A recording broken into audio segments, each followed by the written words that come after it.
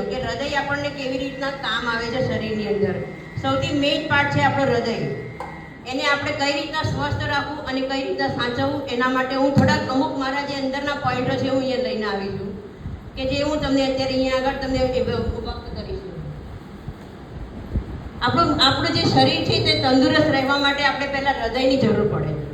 હૃદય સ્વસ્થ હોય અને હૃદય આપણું જો સારું હોય તો જ આપણે જીવી શકીએ છીએ. બાકી તમને એનાથી તમને કોઈ પણ વસ્તુ જો પ્રોબ્લેમ આવે, એકાદ બે નળીઓ બી બ્લોક થઈ જાય છે તો તમારા હૃદયમાં બહુ જ તકલીફો પડે છે. શરીરની અંદરથી તમને કોઈ પણ શ્વાસ લેવામાં કે બીજી કોઈ ઘણી તકલીફો ઊભી થાય છે. એમાં આપણને જે જરૂરી છે તે વસ્તુ અહીંયા લઈને આવી છું, કે એમાં જે આપણે હૃદયને સ્વસ્થ રાખવા માટે આપણને 80% વસ્તુઓ જે છે કે આમાંથી તમે જાણો તો તમને એમાં ઉપયોગ થશે. કે જે આ વસ્તુ તમે મેં જે લખી છે એમાંથી 80% જોખમો તમારો દૂર થઈ જશે. એમાં હૃદયના લક્ષણો છે, એમાં જે જોવો છે તમે એને બચવા માટે મેં આ જે લક્ષણો લખ્યા છે એમાંથી પહેલું છે લક્ષણ છાતીમાં દુખાવો. જ્યારે આપણે હૃદયમાં તકલીફ પડે છે ને ત્યારે સૌથી પહેલું લક્ષણ થાય છે કે છાતીમાં દુખાવો. આપણને જે છાતીમાં દુખાવો થાય છે એના કારણે ધીમે ધીમે કરતા તમને બીજા અંદરની નળીઓ બ્લોક થતી જાય છે.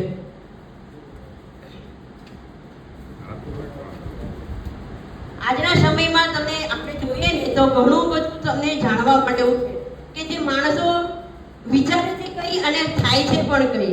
એમાં જે આપણને છાતીમાં જે દુખાવો થાય છે ને એ આપણે જાણવા જેવું છે. કારણ કે આપણું હૃદય છે ને એ ડાબી સાઈડ આવેલું છે. આપણે શરીરમાં ભગવાને આ જે ડાબું અંગ છે ને એ બહુ મહત્વનું છે, કે જે બધી વસ્તુ જે આપણે ડાબી સાઈડ જ થાય. આપણે એવું શું કામ વિચારીએ કે આપણે ડાબી સાઈડ સૂવું જોઈએ, ડાબી સાઈડ આપણને આ કરવું જોઈએ, કે આપણું શરીર છે ને બધું એના ડાબી સાઈડના અંગો ઉપર જ બધું નિર્ભર છે.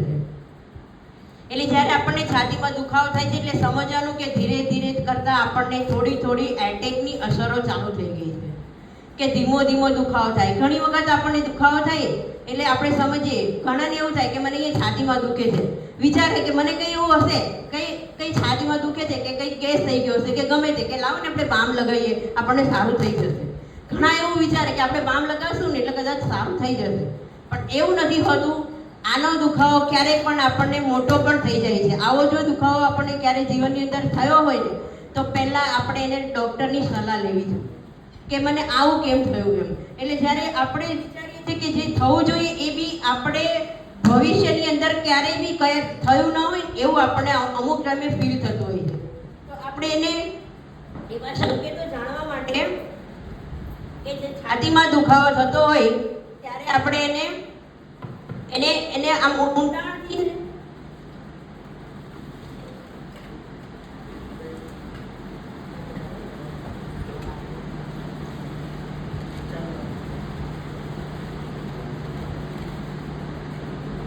અને આવી જે છાતીમાં દુખાવો થવો અને એની અંદર જે આપણને અંદરથી એમ લાગે કે ભાઈ આપણે આવું શા માટે થયું છે, તો તમે તાત્કાલિક ડૉક્ટર પાસે જાઓ અને એની સલાહ લો કે મને આવું થવાનું કારણ શું છે. એના કારણે ધીમે ધીમે તમને એટેકની અસર પણ હોઈ શકે છે. આવી અસરો આપણને એમ નોર્મલી ગણવી ના જોઈએ ક્યારેય પણ, કે ભાઈ આપણે બામ લગાવીએ, આરામ કરીએ તો આપણને સારું થઈ જશે. એમાં બીજો પોઈન્ટ છે આપણને પરસેવો છૂટવો અને ક્યારેક પરસેવો બહુ વધારે પડતો વળી જવો. જ્યારે એટેકની અસર હોય ને આપણા અંદર ત્યારે આપણને ઘણો બધો પરસેવો નીકળે, કોઈ પણ વર્ક કર્યા વગર, ના એક્સરસાઇઝ કરી હોય કે ના આપણે કોઈ પણ પ્રકારનું વર્કઆઉટ કર્યું હોય કે ના આપણે ક્યારેય એવું પરિશ્રમવાળું કામ કર્યું હોય, ત્યારે પણ આપણને એમ લાગે છે કે આપણને આવો પરસેવો કેમ છૂટ્યો આટલો બધો. તો ત્યારે એવું સમજવું કે આપણને અંદર થોડી ઘણી એટેકની અસર તો હોઈ શકે છે. પરસેવો એમનેમ છૂટે નહીં. તમે ક્યારે એક્સરસાઇઝ કરો અથવા ચાલવા જાઓ તો તમને એમ લાગે કે મારા શરીરની અંદર પરસેવો છૂટે. તમે બેઠા હોય ને અચાનક જો તમને પરસેવો વળે તો સમજવાનું કે આમાં કોઈક આપણને બીજું કોઈ હોઈ શકે અથવા બીપી લો પણ થઈ શકે છે આપણને.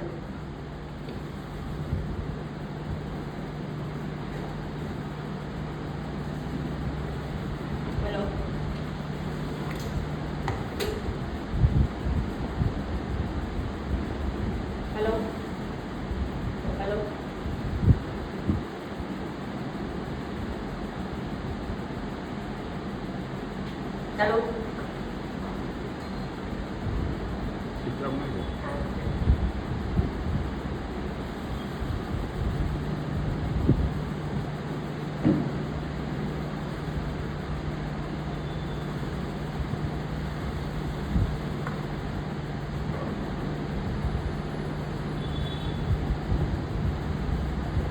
હલો.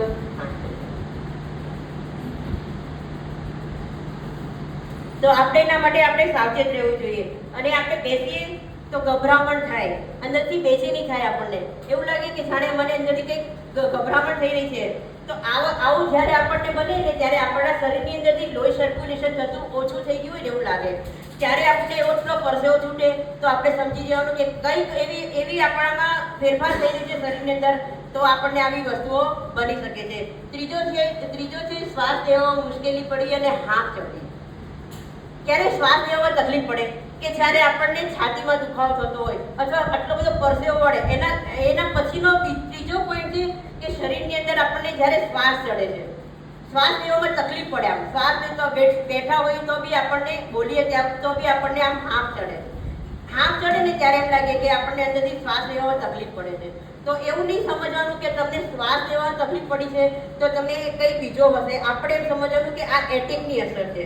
ઘણી વખત શ્વાસ લેતા પણ આપણને એવું લાગે કે જાણે હું કંઈક બીજું અંદરથી એવું ફીલ કરી રહી છું કે મને કંઈ બોલી નથી શકતી, હું કંઈ બોલતી જાઉં છું તો બી આપણને શ્વાસ ચડે છે. આને છે ને બેલ્ટા એરાડાઉન ચેસ્ટ એવું એનું નામ આપેલું છે કે જે શ્વાસ ચડે ને એને નોર્મલી નહીં લેવાનું. આપણે નોર્મલી ક્યારેક એવું લઈ લઈએ છીએ કે ભાઈ કંઈ નહીં, આપણે કંઈક દાદર ચડીને આવ્યા છે એટલે આપણને હાફ ચડે છે. પણ બેસી જાઓ પછી પણ જો તમને એમ લાગે કે નહીં હજી આપણો શ્વાસ કેમ આટલો બધો ચડે છે, ક્યારેક તમે ચાલતા બી ઘણી વખત તમે બોલતા બી શ્વાસ ચડે કે બોલીએ તો કંઈ આપણે શરમ નથી થતો. બોલો ત્યારે એમ લાગવું જોઈએ કે આટલી બધી આપણને શ્વાસ કેમ ચડે છે. એટલે આવી વસ્તુ અમુક હોય એને નોર્મલી ક્યારેય લેતા નહીં. અમુક સમયે આપણને ક્યારેક બેઠા હોય ને તો બી એમ લાગે કે સારું મને અંદરથી ગભરામણ કેમ થાય છે, આવું બોલી કેમ નથી શકતી. અંદરથી આપણને બોલવાનો વિચાર કરીએ તો બી બોલી ન શકીએ, એવું બોલવા જઈએ તો શ્વાસ ચડે. એટલે એવું વસ્તુ હોય બને ક્યારેક તો તમારે એને નોર્મલી લેવી નહીં. ચોથો પોઈન્ટ છે ઉલટી કે ચક્કર અને માથાનો દુખાવો. તમે ઘણી વખત જોયું છે ઘણા માણસોને એટેક આવે ને ત્યારે એને ઉલટી થાય છે. આ વસ્તુ મેં મારી જાતે જોયેલી છે. જ્યારે મારા પપ્પાને એટેક આવેલો હતો ને, એ ઘરેથી નીકળ્યા બેંક સુધી પહોંચ્યા એટલી વારમાં 3 વખત એમને ઉલટી થઈ ગઈ. જ્યારે બેંકે પહોંચ્યા ત્યારે એમની ચોથી વારે થઈ ત્યારે ત્યાંના ચેરમેન, બેંકના જે ચેરમેન હતા એને થોડોક અંદાજ આવ્યો કે સાહેબને એટેકની અસર છે. એમણે તાત્કાલિક એને કર્ણાવતી ત્યાં હોસ્પિટલ, મોટી હાર્ટ હોસ્પિટલ છે, એમાં એમણે દાખલ કર્યા. એટલે આ વસ્તુ જ્યારે ઘણી વખત આપણને એટેકની અસર હોય અને અમુક નળીઓ તમારામાં બ્લોક થતી હોય ને ત્યારે તમને ઉલટી આવે, ઉબકા આવે, ચક્કર આવે અને ધીરું તમારામાં માથાનો દુખાવો પણ ચાલુ થઈ જાય છે. એટલે તમારે એ વસ્તુ જ્યારે બને તો તમારે સમજવાનું કે મને થોડીક એટેકની પણ અસર છે. આમાં તમારું બ્લડ સર્ક્યુલેશન બી થોડુંક ધીમું થવા માંડે છે. તમારા જે શરીરની અંદર જે બ્લડ સર્ક્યુલેશન થવું જોઈએ ને એ સર્ક્યુલેશન પણ ધીમું થવા મળે છે. એટલે આવી બધી ફરિયાદો થાય, તમારા માથામાં થોડો ઝીણો દુખાવો થવા મળે, પ્લસ તમને એવું લાગે કે મને આમ માથું કેમ આવું દુખે છે, ઉલટી થાય છે, ચક્કર આવે છે, તો તમારે સમજવાનું કે મારામાં કંઈ પણ શરીરની અંદર થોડોક ફેરફાર છે. ત્યારે તાત્કાલિક તમારે ડૉક્ટરની સલાહ લેવાની કે ભાઈ મને આવું કેમ બને છે, મને ચક્કર આવે છે, માથું દુખવા મળી જાય. એમાં 5મો પોઈન્ટ છે પગમાં સોજા આવી જવા. હકીકતમાં ઘણાને સોજા પણ આવે છે.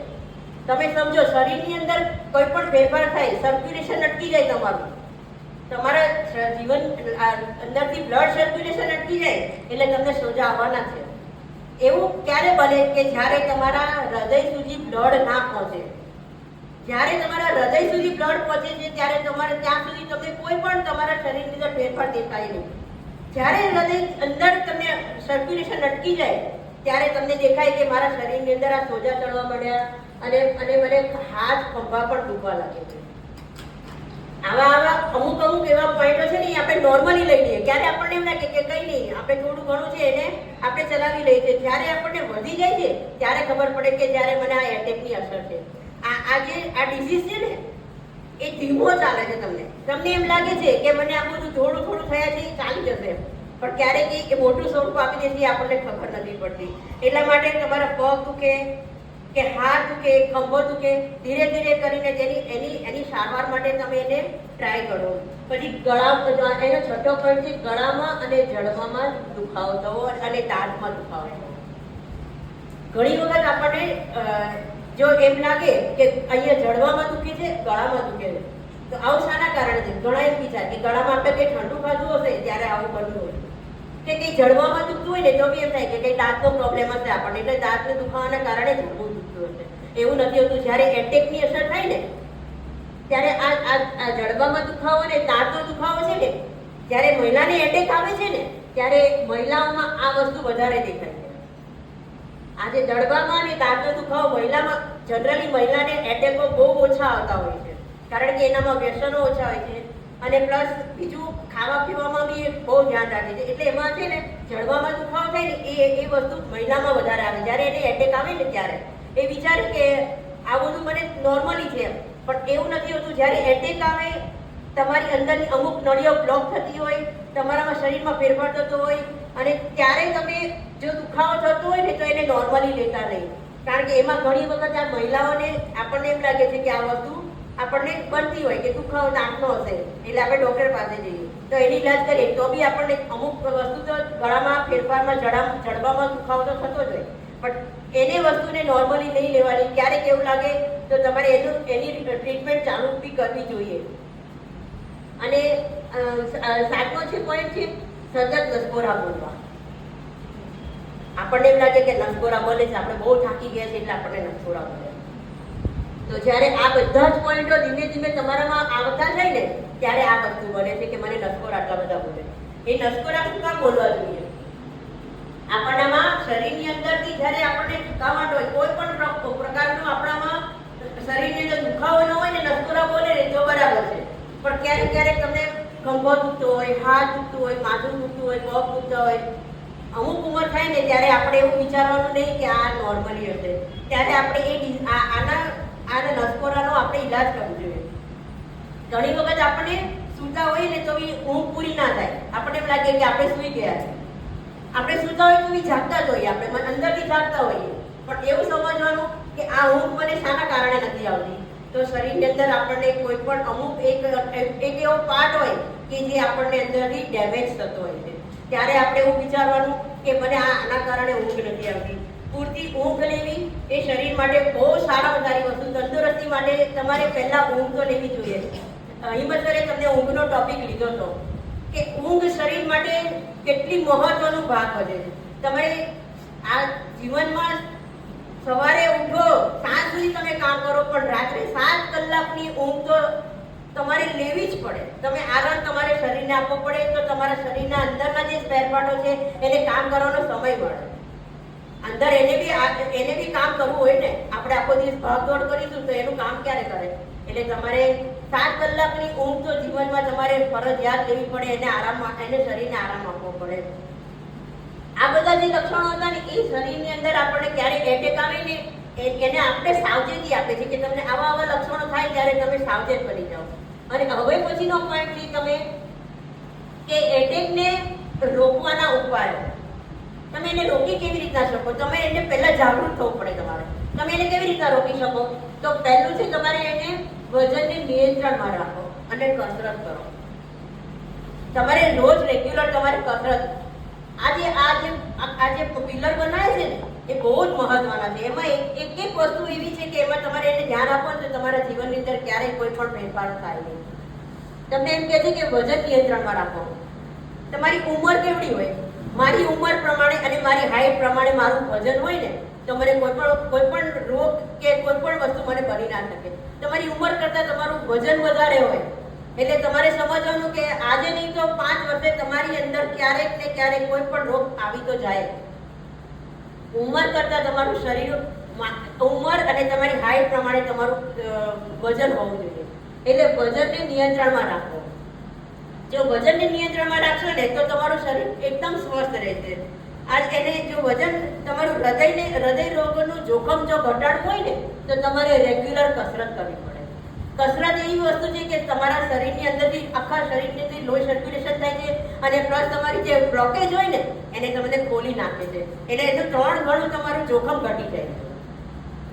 અને તમારે વધારે નહીં તો કંઈ નહીં, તમે અઠવાડિયામાં 5 દિવસ તમારે 30 થી 60 મિનિટ તમારે કન્ટિન્યુઅસ કસરત કરવી પડે. હું પણ નથી જ કરતી, હું એવું કરતી હતી કે ભાઈ મને અહીંયા આગળ સમજણ પડી ને એ પછી હું ચાલવા તો પહેલા જતી હતી, હું ચાલવા જતી હતી.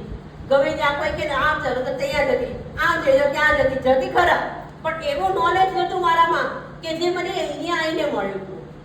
જે અહીંયા જે નોલેજ મળે છે ને એને તમે જાણો ને તો જીવનની અંદર ક્યારેય તમને કોઈ પણ રોગ, તમારા ડિઝીઝ તમારા શરીરમાં ક્યારેય નહીં આવે. કે જે અહીંયા તમને જે જાણવા મળે છે, અહીંયા જે તમને કહેવા મળે છે, અહીંયા જે તમને નોલેજ આપે છે, પ્રકાશ સર છે, હિંમત સર છે, મહેશ સર છે, રતિ સર છે, તમને અહીંયા આગળ કેટલું સરસ નોલેજ આપે છે. તમને અહીંયા કંઈક આવો ને એટલે કંઈક નવું જાણવા મળે, કંઈક નવું જાણવા મળે કે આજે તમે આ જાણ્યા કાલે બીજું જાણો. મેં અહીંયા આગળ આવીને અહીંયા જે હું આવી છું આટલા ટાઈમની અંદર મેં આમાંથી ઘણું બધું જાણ્યું, ઘણું શીખવા મળ્યું મને. મેં મારા રસોડાની અંદર કેટલો ફેરફાર કરી દીધો, મેં મારા જીવન લાઈફની અંદર મેં કેટલો ફેરફાર કરી દીધો. આજે મને પ્રકાશ સરે મને 20 વર્ષ નાની કરી દીધી. આજે મારા જે શોખ છે ને એ મને અહીંયા આવીને મેં પૂરા કરું છું હવે. કે જે મને પહેલા મારા જે શોખ હતા એ હું નહોતા કરી શકતી. મારું શરીર જ એટલું બધું ને મને એમ થાય કે હું બહાર નીકળી જતો એમ કે આટલી મોટી આટલી જાડી પહેરા જેવી છે, આટલી ઘડી જઈને કે આવું બધું પહેર્યા કરે. આજે મેં બધું છોડી દીધું. લોકોને દુનિયાને જે કહેવું હોય કે પણ હું જે મારી લાઈફ લઈ છે ને હું જીવી લઈશ.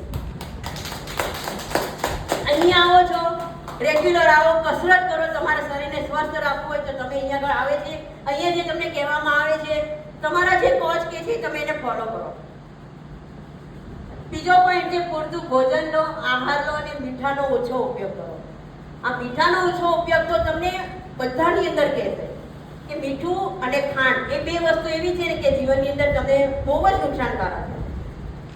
એટલે આપણે અહીંયા આગળ પૂરતું ભોજન અને આહાર, આ પૂરતું ભોજન એ કીધું છે અને આહાર એ કીધું છે. એટલે ભોજન એટલે તમે ગમે તે ખાધા કરો અને આહાર એટલે સારો આહાર. તમે શરીરની અંદર એવો વસ્તુ નાખો કે જે તમારા શરીરને સ્વસ્થ રાખે. કે જે તમને અહીંયા કહેવામાં આવે છે કે તમે આ લો, પેલું લો, તમે ખાઓ બધું જ ખાવ. ક્યાં ના પાડે? 5 વખત ખાઓ. પ્રકાશ કરે કે આ ખાઓ, પેલું ખાઓ, બધું જ ખાઓ, ક્યાં ના પાડે? પણ એનો ટાઈમ શેડ્યુલ જાણવો તમે કે કયા સમયે તમારે કેવું ખાવું જોઈએ અને ભોજન તમારે કેવું કરવું જોઈએ. અત્યારનો સમય કેટલો ફાસ્ટ ફૂડ વાળો થઈ ગયો. લોકોને જેવું તો ભાવતું નથી. મને બી નહોતું જ ભાવતું, મને પણ નહોતું જ ભાવતું. જે પ્રકાશ સર કહેતા હતા ને મારામાં મને પણ એટલો બધો શોખ હતો મારા જીવનની અંદર. મને રસોઈ બનાવવાનો શોખ હતો અને મને ખાવાનો બી શોખ હતો. અમારે બંનેને ઓપોઝિટ હતું. એ કોઈ દિવસ એને એમ નહીં કીધું હોય કે તું મને આ વસ્તુ આજે બનાવી. મને પણ એટલો શોખ હતો ને હું મારી જાતે બનાવ્યા કરું ને એમને ખાધા કરું. એને જાડા કરી દીધા ને હું જાડી થઈ. એને બહાર કાઢી મૂક્યા, સોની બહાર કાઢી મૂક્યા અને હું 70 પહોંચવા આવી ગઈ. પણ એટલું સારું થયું કે ત્યાંથી હું સ્ટોપ થઈ ગઈ. જ્યારે પ્રકાશ સર મળ્યા કે ભાઈ તમે આવો, તમે ત્યાં આવો. પહેલા હિંમત સરને લઈ આવ્યા. હા, ઘણા ટાઈમથી કહેતા હતા હિંમત સરને કે તમે આવો, તમે જાણો એમ કે. તો એમને બી એમ થાય કે વાંધો નહીં, જઈશું. પછી ઘણી વખત એમ થાય કે ચાલો બાજુમાં રહે અને આટલું બધું કહે આપણને એટલે એને એમ થાય કે પ્રકાશ સરનું અપમાન ના કરાય કે લાવો ને ચાલો ને એક વખત જાઉં. તે પોતે 3 દિવસ આવ્યા, 15 દિવસ આવ્યા રેગ્યુલર. પછી એને એમ થાય કે ના ચાલું. પછી ઘરે આવે ને એટલે બધું કે તું મારી માટે આ બને, પેલું બને. મેં કીધું એવું બધું કશું ના આવે છે, હવે ખાઈ લો, ત્યાં જઈને કસરત કરી લેજો એટલે બધું સારું થઈ જશે. એટલે ઘરે આવીને હું કઈ એનું કંઈક માનવું નહીં. એટલે એને એમ થાય કે સારી આ માનશે નહીં, એને મને છે ને પહેલા ત્યાં લઈ જવા દે. એટલે મને એ કીધા કરે કે તું ચાલ, એમ કે તું ચાલ. મેં કીધું ના, મારે નથી આવું. હું ઘરે એ મને જે એક્સરસાઇઝ આવે છે ને એ મેં રેગ્યુલર 2-4 દિવસ ત્યાં કરી તો ખરા. પછી ઘરે આવે ને એટલે બધું કે તું પેલું બનાવી દે મને કે મારે અત્યારે આ નથી ખાવું. મેં કીધું શું છે, શાંતિ રાખો ને, હમણાં હું કરી આવું. પછી એને એમ થયું કે પ્રકાશ સરે મને કહેવા દે કે આ નહીં મારાથી મારે. પ્રકાશ સરે કીધું ચાલો એમ કે તમે ના ગમે તો નહીં આવતા, 2-3 દિવસ આવો કે બધું વાંધો નહીં ચાલો. હવે એને તો હું ના પાડી શકું, ઘરે ના પાડી શકાય. પછી એને આમને એમ હતું, હિંમતને એમ હતું કે હું એને લઈ આવું તો મારું કિચન ફેરફાર થશે. નહીં તો ત્યાં સુધી હું એને કહીશ તો એ મને કંઈ બનાવી નહીં આપે. અહીંયા આવ્યા પછી એમનું શરીર મને એમ લાગ્યું કે હું મારું શરીર તો સ્વસ્થ કરીશ પણ જોડે જોડે હું આમ હિંમત સરનું મારું શરીર મેં એને સ્વસ્થ કરવું જ પડશે. એટલે મેં અહીંયા આવીને મેં જાણ્યું, અહીંયા જોયું, એ વસ્તુ અહીંયાથી ફોલો કરી છે. એક પણ વસ્તુમાં મેં એની પાંચોળ નથી કરી, નહીં એટલે નહીં જ. જે વસ્તુ થાય છે એ પ્રમાણે અહીંયા જે કહેવામાં આવે છે. ના બને તો પ્રકાશને પૂછવાનું કે આ વસ્તુ ખવાય, કે આ પૂછે કે આ કરીએ, આ ટાઈમે આ કરે. એટલે શરૂઆતમાં 10-12 દિવસ સુધી બધું જાણ્યું, જોયું. પછી શેડ્યુલ ખબર પડી ગઈ કે ભાઈ ના આ રીતના કરવું જોઈએ. આજના દિવસની અંદર હજી સુધી મારા ઘરમાં ફોલો થાય છે. કાલે સાંજે અમારે જમવા જવાનું હતું. અમારા ઘરના બધાના મેમ્બરોનું અમે લોકોએ જમવાનું કર્યું હતું. બધા મારી નણંદોએ અમને બધાને જમાડ્યા હતા. તો ઢોસાનો પ્રોગ્રામ હતો. અમે લોકોએ 2 જણાએ સવારથી કંઈ ખાધું નહીં, અહીંયાથી શેક પીને ગયા અને બપોરે નગરી 7-8 કેરીઓ કાપીને 2 જણાએ ટેસ્ટી ખાધી અને પછી બપોરે સૂઈ ગયા. ઉઠીને અફરેશ પીધું, એણે અફરેશ પીધું, મેં તો પાછી કેરી ખાધી. મેં કીધું તમારે પીવો તો પીવો, હું તો કેરી ખાઈ લઉં. પાછી મેં 2 કેરી કાપીને ખાધી અને સાંજે મેં એટલા મસ્ત જગાઈને ઢોસા ખાધા. હજી સવારે મારું એનું એ વજન આવ્યું ઉપરથી 200 મારું માઇનસ થયું. એટલે તમે શેડ્યુલ જાળવો, તમને ખાવાની આ લોકો કોઈ નથી ના પાડતા. અહીંયા જે કહેવાય છે પ્રમાણે કરો ને તો તમારું વજન ક્યારેય નહીં વધે અને પ્લસ શરીરની અંદર ક્યારેય તમને રોગ નહીં આવે, કોઈ પણ પ્રકારના ડિઝીઝ તમારી અંદર નહીં આવે. એટલે માટે અહીંયા આગળ જે આ સ્ટેજ છે ને એ બહુ જ મહત્વનું છે. અહીંયા જે કહેવામાં આવે ને તમે શાંતિથી સાંભળો અને એને ફોલો કરો. અને ત્રીજો પોઈન્ટ છે પૂરતી ઊંઘ લેવી અને પૂરતો આરામ કરવો. શરીરની અંદર ઊંઘ તો જોઈએ. આજે ખોરાક આવ્યો બરાબર, આપણે ખોરાક વિશે જાણ્યું, કસરત વિશે જાણ્યું અને ઊંઘ વિશે આવ્યું. જ્યારે હાર્ટની અંદર આપણે હાર્ટને આપણે મજબૂત રાખવું છે ચલો, તો આપણે શું કરવું પડશે? પૂરતી ઊંઘ તો લેવી જ પડશે અને સારું ખોરાક ખાવો પડશે અને આપણે કસરત પણ કરવી પડશે. કસરત કર્યા વગર શરીરની અંદરથી શ્રમ નહીં થાય.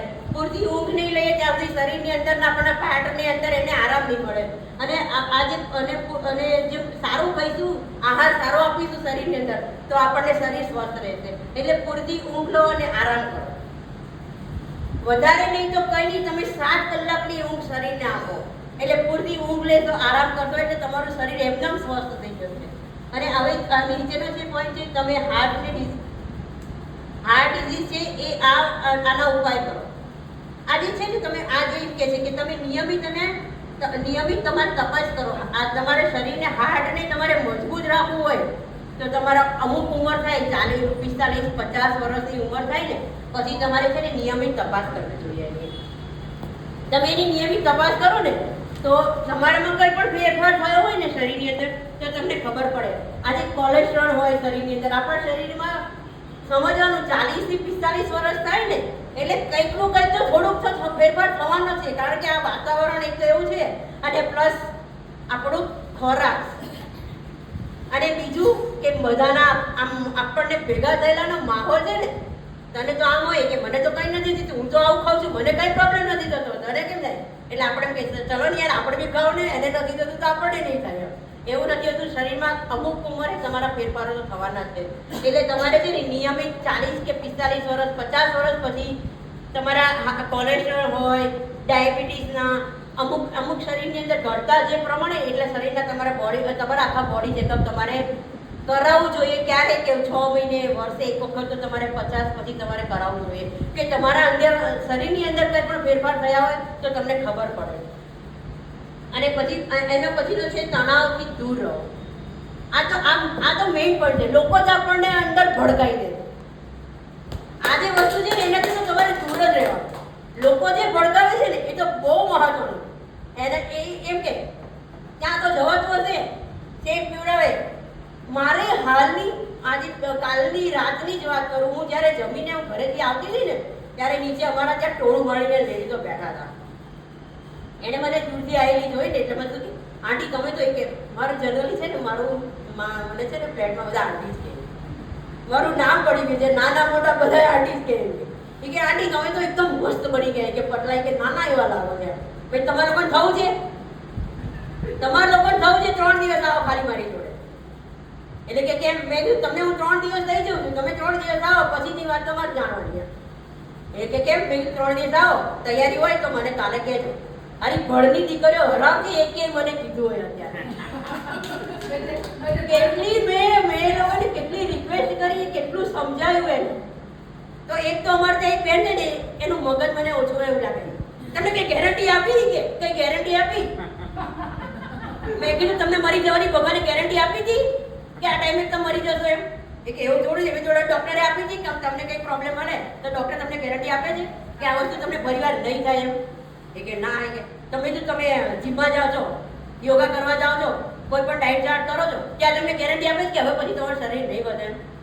તમે તો ત્યાં કઈ ભગવાન તો નથી ને. ત્યાં તમને સમજાવે છે, શીખવાડે છે કે તમે અહીંયા આવો, અહીંયા કઈ રીતના રહેવાય, કઈ રીતના ખવાય. જીમમાં તમને પહેલા પ્રોટીન લેવડાવે, 2 મહિના જાવ ને તરત. હા એટલે તો કહું છું તમે ત્યાં જાઓ છો તમને એમ કહે છે કે તમે મહિનાના પૈસા ભરો, તમને ડાયરેક્ટ જ 3 મહિનાના પૈસા ભરાવે. મેં એને કીધું તમને ડાયરેક્ટ 3 મહિનાના જીમમાં પૈસા ભરાવે, 6 મહિનાના ભરાવે, વર્ષના ભરાવે. જાઓ કે ન જાઓ. તો તમે જાઓ તોય ભલે, ના જાઓ તો ભલે. અહીંયા મેં કીધું તમે નહીં આવો ને તોય તમને એ લોકો બીજે દિવસે તમને એનો દિવસ ભરી આપે. થોડી વાર તો બધી શાંત થઈ ગઈ. એમાં એક બેનને તો મેં એ જે અમારા કૈલાસબેન ઓળખે છે સાહેબને કરીને એ બેઠા હતા કાલે ને, એને મને સવારમાં જે બોલે ને ત્યારે આ પણ હતા મારી જોડે, ત્યારે હું કંઈ બોલી નહીં. એટલે મેં સાંજે મેં એમ કીધું ત્યાં મેં તમે કહેતા હતા ગેરંટીની વાત કરતા હતા, કાલે આજે તમારી છોકરી તમે જીમમાં મોકલો છો, એની છોકરી જીમમાં જાય છે. મેં એને કીધું પછી એને જીમમાં મોકલો. તો મેં કીધું એને ગેરંટી આપી છે કે તમારી બેબીનું વજન ઉતરી જશે પછી નહીં વધે એમ? કે ના ના. તો મેં કીધું કોઈ એવો વ્યક્તિ નથી કે વજન વધ્યા પછી નહીં ઘટ્યા પછી વધશે નહીં એવું તમને ગેરંટી આપે. પણ એ વસ્તુ આપણે ફોલો કરવાની છે કે જે સમજ્યા પછી તમે જો અહીંયા આવ્યા પછી સમજો છો અને એ પછી તમે એને ફોલો નથી કરતા તો એ વજન વધવાનું કારણ અહીંયા આ ક્લબ નથી, આપણે પોતે છીએ. આપણે સમજવું પડે કે આપણે શું કરવું છે. આપણા શરીરને સ્વસ્થ એ લોકો અહીંયા કરી આપે છે, પછી સ્વસ્થ કેમ રાખવું ને એ આપણા હાથની વાત છે. એટલે આપણું શરીર સ્વસ્થ બનાવવા માટે આપણે અહીંયા આવીએ છીએ, આટલા બધા પૈસા ભરીએ છીએ. હરજી સર આપણને અહીંયા આગળ આટલું પ્રેમથી રાખે છે, એટલા મસ્ત આપણને ફોલો કરે છે, આટલી ગિફ્ટો આપે છે. હું તો ગિફ્ટો જોઈને ખુશ થઈ ગઈ. મારા ઘરે તો આટલો કપડો ભરાઈ ગયો. અમારા ઘરે એટલો ઓછો હોય. મને એમ થાય કે ભલે મને એક ગિફ્ટ નાનું હતું, ભલે ગિફ્ટ નાનું હોય પણ ગિફ્ટનું મૂલ્ય કેટલું બધું છે કે જે આ સ્ટેજ ઉપર તમને મળે છે. એટલે અહીંયા આવો છો તો તમે એ વસ્તુને ફોલો કરો. તમને એમ થશે કે આ તો બોલ જ કરે. અને ત્રીજો પોઈન્ટ છે પૂરતું પાણી પીવો અને સમયસર પાણી પીવો. આવ્યું ને આમાં ચોથો પોઈન્ટ આવ્યો કે જે તમે પૂરતું પાણી પીવો. જે તમારા શરીરની અંદર 80% ભાગ છે પાણીનો છે, એને તમારે શરીરમાં આપણે અહીંયા આવીએ છીએ તો આપણે અહીંયા જે પાણી પી શકીએ છીએ એટલું તમે ઘરે નહીં પી શકો. મેં જાતે પોતે અનુભવ કરી રહી. હમણાં જ્યારે છેલ્લા ઘરે 4-5 દિવસથી હું ઘરે હતી, અહીંયા હું જ્યારે બેઠી હોઉં છું ને ત્યારે મારે એક અપ્રેસનો ગ્લાસ જાય અને પ્લસ હું 3 ગ્લાસ પાણીના પીવું, એક શેકનો પીવું અને પછી હું પેલો પાણી પીવું છું. એ પાણી જો તમે ઘરે નથી પી શકતા, શું કામ નથી પી શકતા? તમારું ધ્યાન કામમાં હોય છે. અને શરીરને પૂરતું પાણી પણ જોઈએ છે. તમારા શરીરને પૂરતું પાણી આપો અને એને સમયસર પાણી આપો. કલાકે અહીંયા કહેવામાં આવે છે કે તમે બેસીને પાણી પીવો. એ વસ્તુ એકદમ રાઈટ છે. મેં પોતે જાણ્યું છે કે જે અહીંયા કહે છે ને કે તમને બેસીને પાણી આપો અને બેસીને પાણી પીવો એમ, અને એને કલાકે તમે એક ગ્લાસ જે પાણી પીવો છો એ બહુ જ સારામાં સારી વસ્તુ છે. એ વસ્તુ તમે ફોલો કરશો ને તો તમને ક્યારેય પણ તમારા શરીરની અંદર બીજા કોઈ ડિઝીઝ નહીં થાય. એટલે સમયસર તમે પાણી પીવો અને પૂરતું પાણી પીવો. અત્યારે આજે મોસમ હોય છે ને એની અંદર આપણને શિયાળા કરતાં બી પાણીની વધારે જરૂર પડે છે, કારણ કે આપણા શરીરની અંદરથી પાણી બીજી રીતના બહાર નીકળે. કોઈ પરસેવા માટે નીકળે છે, કોઈ પૈસા માટે નીકળે છે, પણ શરીરને કોરું પાડી દે છે. તમારી સ્કિન ઘણી વખત જોશો ને તો સૂકી થઈ જાય. શું કામ સૂકી થઈ જાય? જ્યારે તમારા શરીરની અંદર પાણી ઘટે છે ને ત્યારે તમને જ્યારે પણ એવું લાગે મારું ગળું સુકાય છે તો મારે પાણી તરત જ પાણી પીવાનું. અને પ્લસ શરીરની અંદર જ્યારે સ્કિન તમારી કોરી પડવા માંડે ને એટલે સમજવાનું પાણી. એટલે તમારે જ્યાં બી જે જગ્યા પર બેઠા હોય ત્યાં બેસીને તમારે પાણી 2 ગ્લાસ પાણી પી લેવાનું. એટલે શરીરને તમે ખોરાક ઓછો આપશો તો ચાલશે, પણ તમારે પાણી તો તેને પૂરતું આપવું જ પડે. એટલે જ્યાં બેઠા હોય ત્યાં તમારે પાણી પીવાનું. અને પ્લસ પૂરતું પાણી પીધા પછી તમને શરીરની અંદર એટલું સરસ ફીલ થશે કે તમારા કબજિયાત પણ તમારો ઓછો થઈ જશે. શરીરની અંદર તમારે લિક્વિડની ખાસ જરૂર છે. તમે કોઈ પણ વસ્તુ લિક્વિડ માટે તમારા શરીરની અંદર આપો.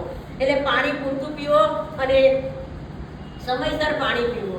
અને હવે હાર્ટ એટેક આવ્યા પછી તમારે શું કરવું જોઈએ એના કારણે ઘણા વ્યક્તિને હાર્ટ એટેક આવે. આપણે જાણીએ છીએ કે આને એટેકની અસર લાગે છે. આપણને ઘણી વખત આપણને એવું ફીલ થાય કે આને એટેકની અસર લાગે, તો ત્યારે આપણે શું કરવું પડે? તો CPR આપો.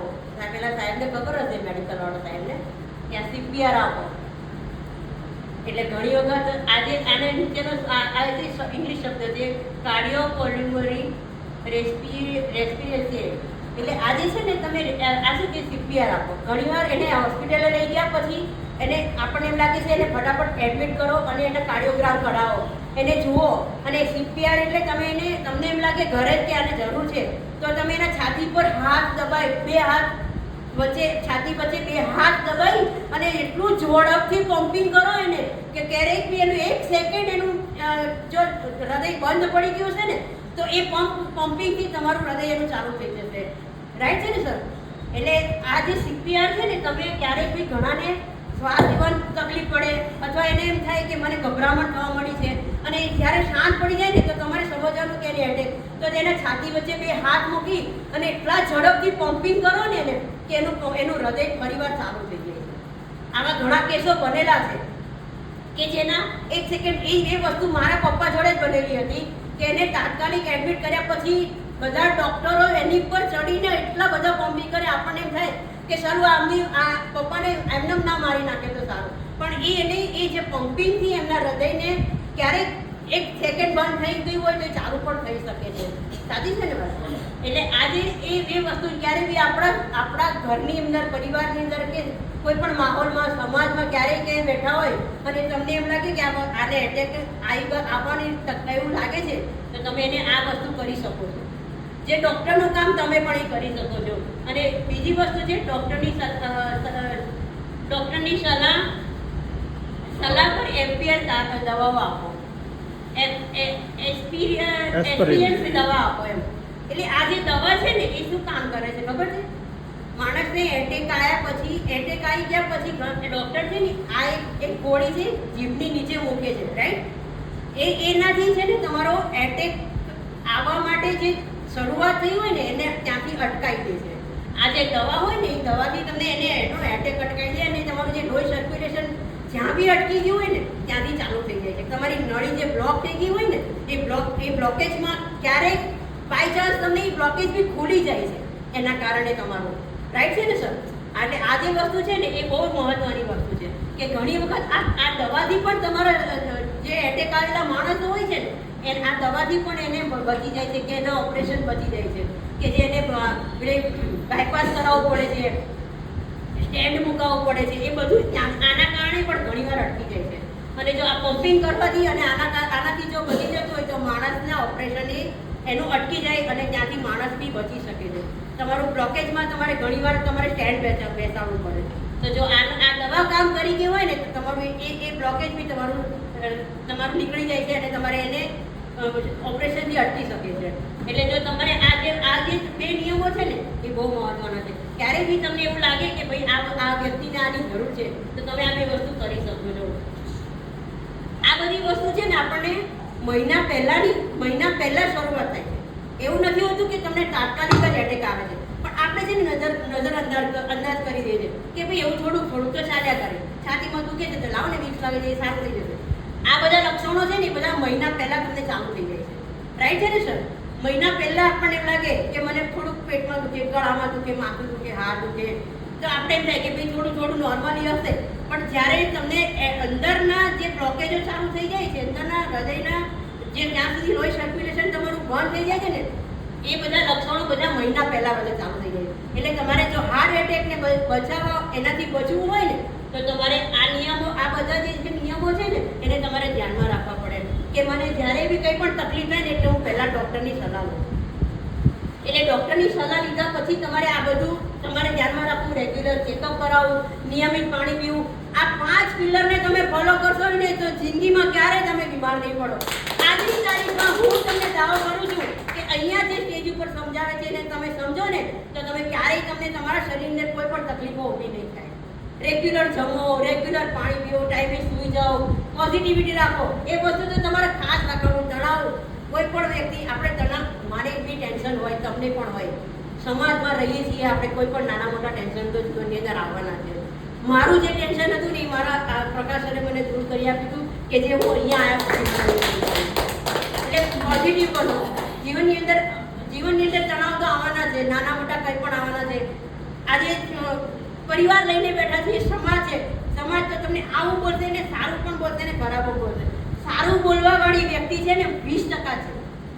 80% પબ્લિક એવી છે કે તમારા માટે નેગેટિવ છે, તમારા વિચારો બી ખરાબ છે. તો એને તમે બહાર જઈને બેસો ને તો બી તમને 2000 જણા મળશે ને તો બી તમને કંઈ એવું નહીં વિચારે કે આપણા માટે સારું વિચારે. એટલે એવી વસ્તુ તમારે તણાવમાં, આજે તણાવથી એનાથી દૂર જ રહેવાનું. દુનિયા કઈ ભાણમાં આપણે જે કરવું છે એ કરો. આપણે અહીંયા આવ્યા છીએ શેના માટે આવ્યા છીએ? આપણું શરીર સ્વસ્થ કરવા આવ્યા છીએ. તો આપણે જે અહીંયા આવ્યા છે આપણું જીવન બદલાવવા આવ્યા છીએ તો જીવન બદલો ને. લોકોને પછી કરીને બતાવો ને કે મેં અહીંયા આવીને આ જીવન બદલ્યું છે મારું, અને તું પણ અહીંયા અહીંયા. એટલે આપણે જીવન બદલાવવા માટે કોઈની જોડે વાત નહીં ચાલવાની. એટલે પોઝિટિવ બનો અને રેગ્યુલર કસરત કરો. અને અહીંયા જે શેક આપવામાં આવે છે એ જે શેક તો છે ને પેલા રાજા મહારાજાઓ જે પીતા હતા ને એ શેક છે. અહીંયા આગળ શેક નથી, અમૃત છે એક પ્રકારનું. એ અમૃત પીવો તો તમને ઓટોમેટિક તમારા શરીરની અંદરથી ગમે તેવા વિચારો આવતા હશે ને એ બધા ગાયબ થઈ જશે. તમારામાં એક પ્રકારની નવી ઉર્જા આવે છે, અને તમારામાં જે અંદરની જે સ્ફૂર્તિ હોય છે ને એ કંઈક અલગ પ્રકારની જ હોય છે, જે મેં પોતે મહેસૂસ કરી છે. આજે મારા જે ચોપન ટુકડા છે ને 55નું રનિંગ છે, પણ મને પોતાને એમ થાય છે કે નહીં, હું આજે 40-45 ની છું. એટલે પોતાના મનથી એટલા સ્ટ્રોંગ રહો કે નહીં, હું શું કામ મોટી થઈ ગઈ, હું નાની જ છું. મન મજબૂત હશે ને તો જીવનની અંદર કોઈ પણ એવી વસ્તુ અશક્ય નથી કે બધું કોઈ ના થઈ શકે. બધું જ શક્ય છે. કે હું પ્રકાશ સર કરી શકે છે, હું કેમ ના કરી શકું? જે કાર્ય પ્રકાશ સર કરે છે, હિંમત સર કરે છે, હું એ કેમ ના કરી શકું? અહીંયા સ્ટેજ ઉપર આવી સર કે તને ના ફાવે તો તું ઉતરી જશે, હું બોલી દઈશ. મેં કીધું મને એકવાર ટ્રાય તો મારો દો, જો નહીં ફાવે ને તો પછીની વાત કરશું, પણ મને એક વખત અહીંયા આવવા દો એકવાર.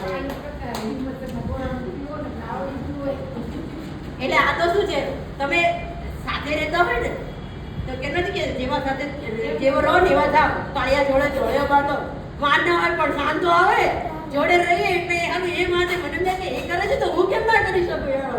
એટલે એના આ જોઈએ ને તો એના જેવું છે કાંઈ.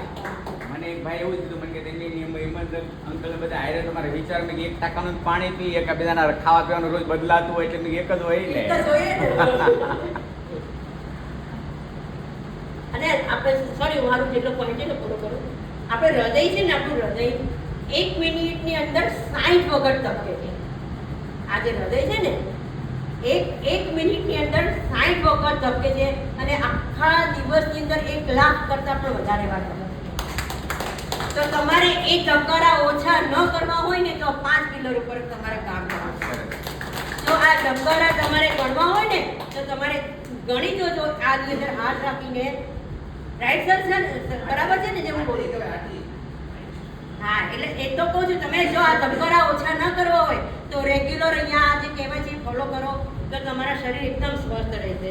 અને આ જેન્ટ્સોમાં છે ને એનું આપણું હૃદય છે ને આપણી મુઠ્ઠી જેટલું. તમારા જે પોતાની આપણું હૃદય મારી મુઠ્ઠી જેટલું હોય છે. તમારા જેટલા તમારા જેટલી મુઠ્ઠી હોય ને એટલું તમારું હૃદય હોય છે. અને જેન્ટ્સોનું હૃદયનું વજન હોય છે ને 280 ગ્રામ, એટલું 280 ગ્રામથી 340 ગ્રામ સુધી હોય છે જેન્ટ્સોનું હૃદય. અને લેડીઝોનું હૃદય હોય છે ને 230 થી 280 ગ્રામ સુધી. અને એ 280 ગ્રામ હોય. એ હૃદય છે ને દિવસની અંદર 1 થી 1 લાખ વખત એક ધબકારા બોલે છે એના. તો જો તમારે એ 1 લાખ ધબકારા જો જાણવા હોય ને તમારા સ્ટેથોસ્કોપની અંદર કાનમાં રાખી અને આખો દિવસ ફરવાનું ને ગણ્યા કરવાનું. કેટલી વાર લાખ તો કોઈ ગણી નહીં શકે, પણ મિનિટ ગણી શકીએ છીએ આપણે. તમે 1 મિનિટ સુધી તમે ચેક કરી જોજો કે મારા કેટલા ધબકારા વાગે છે. એટલે આપણું હૃદયને સ્વસ્થ રાખવા માટે આપણે શું કરવું પડે? આપણે અહીંયા આગળ આવ્યા છીએ શું કામ આવ્યા છે? જીવન ભગવાને આટલું સરસ આપણને આપ્યું છે તો આપણું શરીર તો સ્વસ્થ રાખીએ ને, કે આપણા છોકરાઓને તો આપણે હેરાન ના કરીએ. નહીંતર અહીંયા આગળ ખાટલા પડી રહીશું તો છોકરા હેરાન થાય, બિચારો એનું કામ ના કરે, અને આપણે પડ્યા પેલું ખાવાનું લાઈન, આ ખાવાનું લાઈન, પેલું લાઈન, પૂછું લાઈન, બીજાને હેરાન કરવા ન હોય ને તો તમારા શરીરને ને તમારા હૃદયને સ્વસ્થ રાખો, કે જે તમારું લોહી સર્ક્યુલેશન તમારું રેગ્યુલર થશે તો ક્યારેય તમે બીમાર નહીં પડો. અને આપણું શરીર, આપણા માનવ શરીરમાં રહેલા 60,000 માઇલ એટલે લગભગ સમથિંગ ગણો ને 9500 કિલોમીટર રક્તવાહિનીઓ આવે. રક્તવાહિનીઓ એના મધ્યમાં થઈને તમારું આ લોહી સર્ક્યુલેશન થાય. તો આટલી બધી રક્તવાહિનીઓ હોય, તમે હું એક ગણવા બેહવાનો છો અંદર કે કઈ અંદર બ્લોકેજ છે, અંદર એમ કઈ બ્લોકેજ છે અંદર જોવા જવાનો છો? એ વખત રક્તવાહિનીને બ્લોકેજ ના કરવી હોય ને તો તમારે આ કસરત કરવી બહુ જરૂરી છે. કસરત કરવી તમારા માટે કરવી બહુ જરૂરી છે.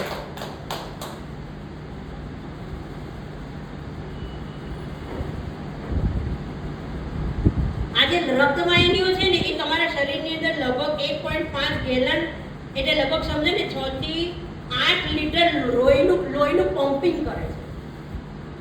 તમારા શરીરની અંદર લોહીનું પમ્પિંગ કેટલું બધું? 6 થી 8 લીટર.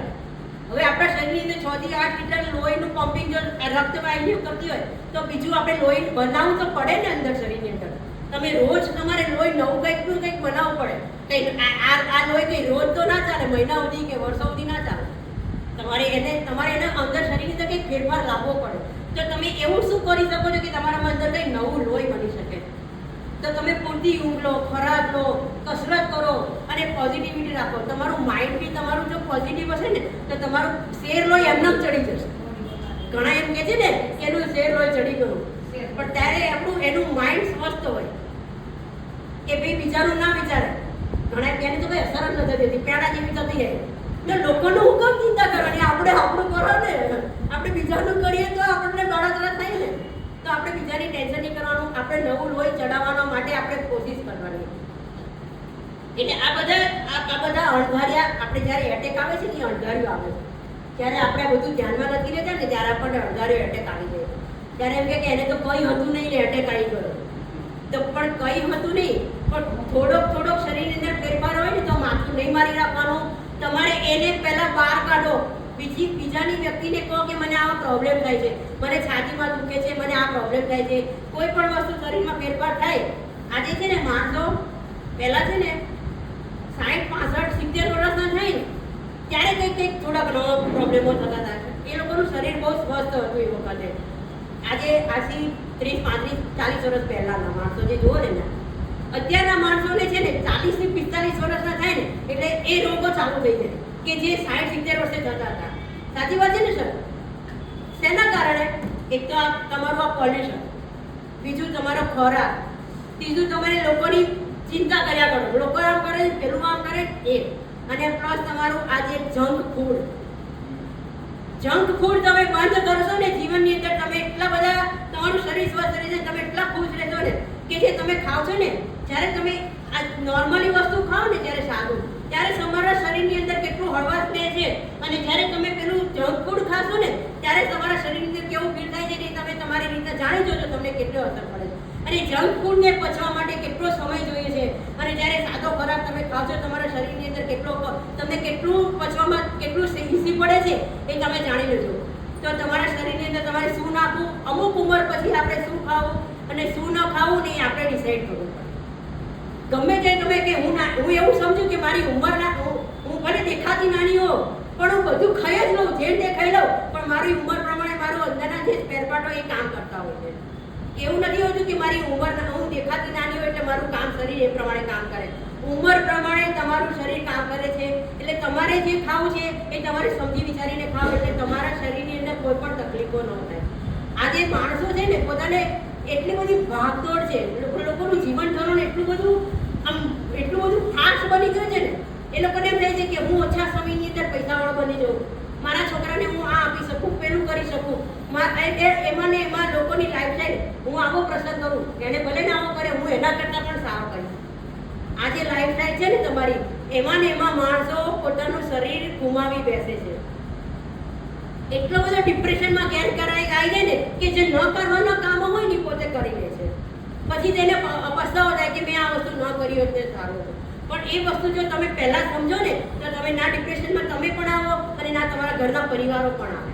જ્યારે તમે બીમાર પડો છો એની સાથે સાથે તમારા ઘરના પરિવારોને પણ તમને તકલીફ પડે છે. એવું નથી હોતું કે તમે એકલા જ બીમાર છો. એ લોકોને બી તકલીફ થાય છે કે આજે બીજું કંઈ પ્રોબ્લેમ ઊભા થશે તો તમારા ઘરના પરિવારને બી એમ થાય છે કે એને કંઈ થઈ જશે તો અમારું શું થશે. એટલે શરીરને સ્વસ્થ રાખવા માટે તમે કંઈક એવું વિચારો કે જે અહીંયા આગળ તમને શીખવે છે, પ્રકાશન શીખવે છે. બિચારા ઝૂમમાં બોલીને કહે છે કે તમે આ કરો, પેલું કરો, આ કરો. અહીંયા આવો અને અહીંયા જે કહેવામાં આવે છે એને તમે જાણો. અને જે અહીંયા અત્યારે હું બોલી છું કદાચ મારાથી થોડું ઘણું બોલાઈ ગયું હોય તો મને માફ કરજો. અને તમે બધાએ મને સાંભળી આટલા પ્રેમથી, આજે કોઈ સ્ટેજ પણ નથી લીધો અને મને ખુશી થઈ ગઈ કે તમે મને બધાએ સાંભળી. સ્વસ્થ રહો, મસ્ત રહો અને જીવનની અંદર આગળ વધો. બસ થેન્ક યુ. હું ફરીવાર આ સ્ટેજ ઉપર આવી અને આવી રીતના તમને કંઈક નવું